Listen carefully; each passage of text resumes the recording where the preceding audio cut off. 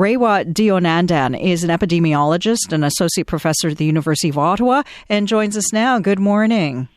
Good morning. How are you? I'm doing all right. So why are we seeing these spikes? Over 400 cases the last few days. Is there a connection with the gradual reopening? Well, most people think now that the spikes are due to behaviors that we saw around the Mother's Day long weekend. We all saw the videos in Trinity Bellwoods Park in Toronto and some parks in Gatineau as well. So that's what we think are driving the case numbers. It doesn't take long for that kind of behavior to manifest in the data, but it does take about 2 weeks as a lagging indicator. Now, as we are officially open, it'll take another 2 weeks before we see the data manifest from these behaviors we're seeing right now. So I'm concerned, but I'm cautiously optimistic that people will do the right thing and get back on track. So you're saying these current numbers are attributed to Mother's Day gatherings, so people were flouting the rules for that weekend? It looks that way, yes. I mean, that was the first warm weekend we had, and people were having some gatherings. You hear the rumors. And so when will we see this then? You said it takes about 2 weeks, because we have seen then this past weekend all those images on social media, the people at that Toronto park, but also elsewhere, other parks and beaches as well, with a lot of people congregating. So what's your prediction then? The numbers will go up again? Yeah, so remember, it's about a median of 5 days between infection and symptom onset. And then if you have symptoms, you go get tested, and then it takes another few days for the test results to come back and another few days for us to know about the results. So on average, 2-3 weeks it takes for an event to manifest in the data. I'm holding my breath. We'll see what happens in 2-3 weeks. I'm concerned. Having seen the videos myself, I don't think it's going to look good, to be honest. Yeah, and so if we see a continued, prolonged spike, how quickly would the province have to close things down again?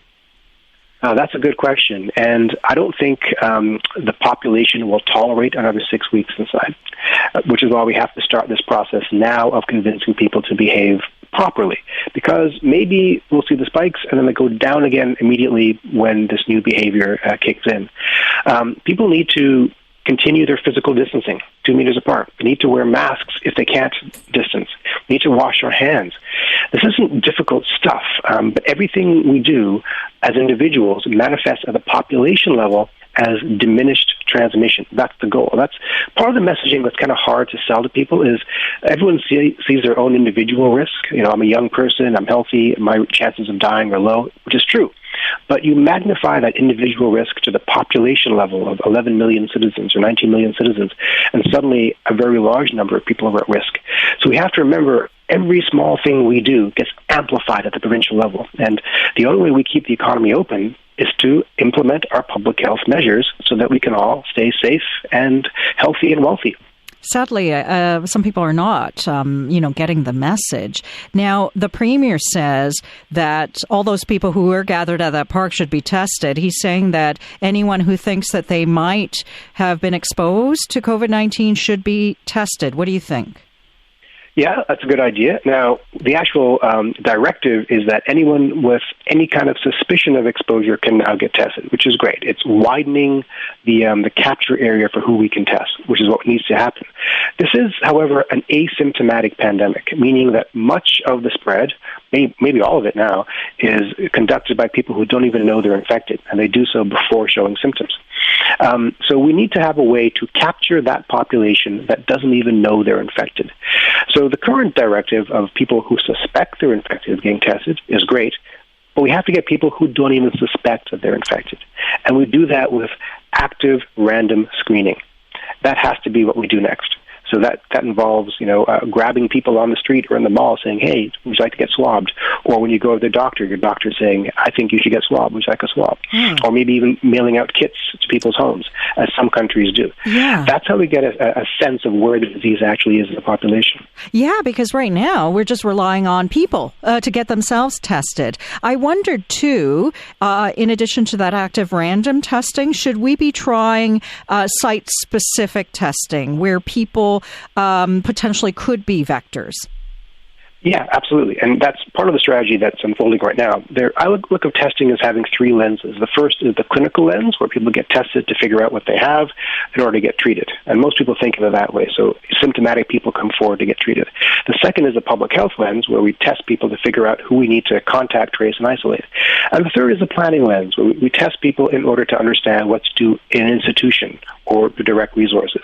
And that's kind of what you're talking about here. If we test everyone coming into a hospital or a long-term care center, then we can be confident about how to manage those facilities. And one day we'll be able to test everybody coming into a school, so we be confident that that school is safe. That's probably where we're going to have to go, and we're going to need more testing capacity and faster on-site rapid tests to make that possible. Now, the province says that there are these hotspots in the province. The Premier even said that when you look at the postal code, some areas light up like a Christmas tree. But they don't want to release that information. Should it, so that we can target those areas? There's pros and cons. So it should be released to scientists, absolutely, so we can do the proper analyses.